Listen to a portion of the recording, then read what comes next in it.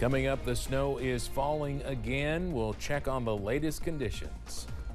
Dedicated to Eastern and Southern Kentucky, this is WYMT Mountain News at 11. Good evening, I'm Steve Hensley. Police are now urging everyone to stay at home tonight unless it is an emergency, as roads are getting very slick again and crashes are already occurring thanks to a new round of snow and ice. So we understand Interstate 75 is shut down in both directions just south of Kentucky in Campbell County, Tennessee, due to a crash involving some tractor trailers. Now, we believe the issue down there is ice and not snow, but we have seen a mix in some areas in eastern Kentucky too. But that mainly snow will continue through tomorrow here in the mountains, and then it's back to the Arctic temperatures for the weekend. First Alert meteorologist Cameron Aaron has more on what to expect. Cameron. Yes, Steve, we stay busy through tonight, also on Friday and for the first half of your Saturday as more snow chances are likely. Let's take a live look at First Alert Pinpoint Doppler. And as you can see, some light to moderate snow showers, also some patches of wintry mix and some sleet and some freezing rain. All of that is likely as we go into tonight. Zooming into a heavier band of snow in northern Kentucky, close to Rowan County on I-64. And here is a live look from I-64. You can see that snow continues to fall and the ground, also the road is white, so be sure, like Steve mentioned, to stay off the road if you can, because treacherous travel is likely as that wintry weather continues. Now, as this moisture exits, don't let your guard down, because as we zoom out, we are tracking another round of snow chances over portions of Illinois, also Indiana, and that moisture also pushes into our direction by late tonight, also early on Friday. Temperatures are close to or below freezing in some areas, down to 29 for Irvine, 28 in Moorhead, 30 for London, 31 for Manchester, and 32 over in Harlan. So once again, we are tracking some more cold weather tonight. Low temperatures by Friday morning in the middle to upper 20s as more snow showers are likely, but also watching out for maybe a few areas of wintry mix, especially close to the Kentucky and Tennessee border. We are trending drier but colder for the weekend, but a warm up is looming. Those details coming up in just a few minutes. Steve? All right, Cameron, thank you. Well, the calm weather for much of the day gave road crews some time to prepare for tonight's snow. Crews in Pulaski County spent much of this morning tightening bolts and changing out blades on snow plows. State highway crews have been working 12-hour shifts, and that's expected to continue right on through the weekend. Somerset streets and road crews worked a 24-hour shift Sunday into Monday and spent today preparing for the next round. Well, we're here again for the duration, and hopefully we can get another round of salt down this evening or this afternoon before it starts and allow this to come off a lot easier. Of course, it gets tiring, you know, and it gets long after so many hours, especially those guys and girls that are out there, you know, plowing in the middle of the night, you know, and it's just constantly, you know, the snow's falling, precipitation is falling, and they don't feel like they're making any headway, you know, whenever it gets covered back up. Both the city of Somerset and state highway garage officials say they have plenty of salt. In fact, they say they are likely still using some salt left over from last year. Well, always remember you can stay weather aware and track the snow with the WYMT First Alert weather app. It's a way to get the latest radar and alerts, even if your power goes out. Scan this QR code or search for it in your app store to download. The next round of winter weather has not kept crews with Neon Utilities in Letcher County from working to improve their water system. Despite frozen streams and inches of snow, officials say water is pumping into the homes relying on Neon Utilities. Workers say they are still looking for areas that can better serve their system as well. We are working on a long-term solution. Our engineers are actually looking at different spots to drill wells that are a little bit deeper in the mine, which means we can maintain water longer than we do now. Wilder also says customers should be on the lookout for busted pipes when the thaw eventually happens next week. He says to contact them if that happens. Tesla drivers may be able to avoid the gas pump, but like the rest of us, their electric vehicles cannot escape the effects of the recent extreme cold, including their batteries. An expert tells us it can take 40 minutes or more before the battery can even begin to charge. Garrett Weimer and photojournalist Darnell Crenshaw have some of their advice. This was the scene earlier this week in a Chicago suburb. Tesla owners were dealing with dead batteries from the extreme cold, and at another location around Chicago, Tesla drivers were complaining about not having enough working charging stations.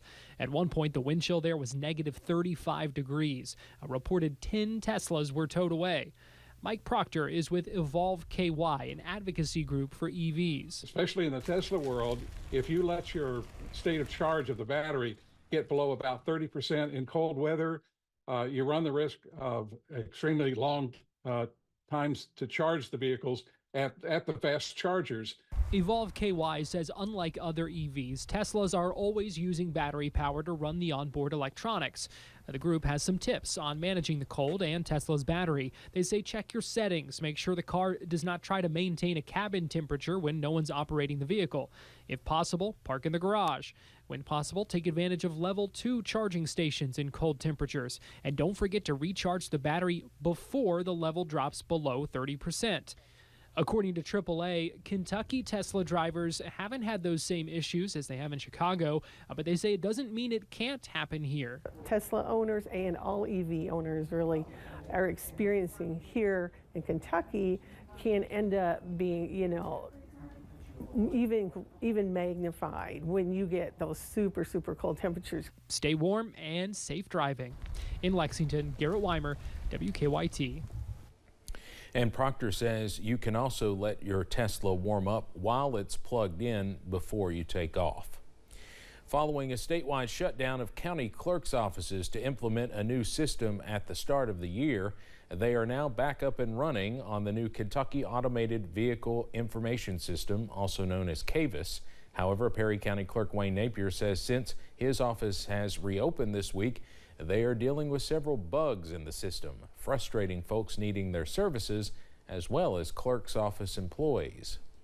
A lot of the customers are getting frustrated because we can't help them, but it's really nothing that we can do to fix it for them. We have to wait for our CAVIS team to fix it coming from Frankfurt. And I know that's frustrating for them because they've waited so long, but I wish we could help more, and it's just out of our hands. There's nothing we can do.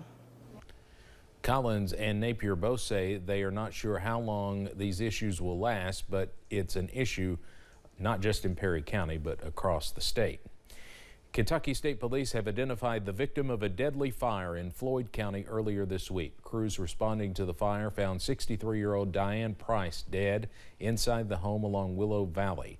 Her body was sent to the state medical examiner's office for an autopsy. Price's cause of death is under investigation, but we are told no foul play is suspected. The cause of the fire is still not known. Now an update on a story we first told you about last night at 6, also out of Floyd County. A northern Kentucky mother with a church group has died due to suspected carbon monoxide poisoning. State police say 2 women on a youth group retreat at the Bluegrass Palace in Langley were found unresponsive. The Floyd County coroner says 44-year-old Kara Hanks of Melbourne died before she reached the hospital. The other woman, at last check, was still in the hospital. The House Judiciary Committee passed House Bill 5, also known as the Safer Kentucky Act. The vote came after 2 hours of testimony from those for and against it. The bill looks to strengthen Kentucky crime laws, including people convicted of the murder of first responders facing life in prison or the death penalty. It would also create a third strike penalty for repeat violent offenders. The widow of Scott County Deputy Caleb Conley, who was shot in the line of duty last year, testified today for the bill. We are the ones who suffer the consequences of these crimes. And I believe if this bill is passed, it will make a difference. If people know that if they murder a first responder, they will go to prison for the rest of their lives, or they will receive a sentence of death, maybe then they will stop killing our first responders. Now, opponents of the bill say it criminalizes homelessness. The bill now heads to the full House and is expected to be taken up next week. The Floyd County School District is working to train all staff for potential dangers. The district recently completed its second strategic safety training, bringing several agencies to Floyd County to run active shooter drills, discuss strategic planning programs, and more. Those involved say keeping kids safe is an all-hands-on-deck effort, with many partners helping to make it happen. Floyd County schools are very lucky to have such great partners in law enforcement as we do in Eastern Kentucky. Law enforcement is really dedicated to the safety of our students. The training programs are all about preparing those in the school for every possible scenario. We'll expand its service offerings. Hazard Community and Technical College is using the $2.2 million to implement a post-secondary transition program after high school. The plans also include an online system designed to provide support services, tutoring, and incentives for online students. The House and Senate passed a short-term spending bill today, which will keep the government open for the next 2 months. Passing the short-term bill gives Democrats and Republican negotiators time to work on the bigger spending bill, which includes strengthening border security in exchange for aid to Israel and Ukraine. Now, some House Republicans are strongly resisting aid for Ukraine, but other GOP members say that's critical. The bill now goes to President Biden's desk for his signature. Hunter Biden has agreed to appear before House Republicans for a private deposition next month, ending months of defiance from the president's son, who had insisted on testifying publicly. It will happen on February 28th. Republicans have been set to advance a contempt resolution against him to the House floor this week, but called it off Tuesday to give attorneys additional time to reach an agreement. Coming up on Mountain News at 11, dreaming of warmer weather? I am, and so are many other Kentuckians apparently. Why it is peak season to book cruises. Plus, snow showers linger into your Friday. Your first alert forecast on the way after this break.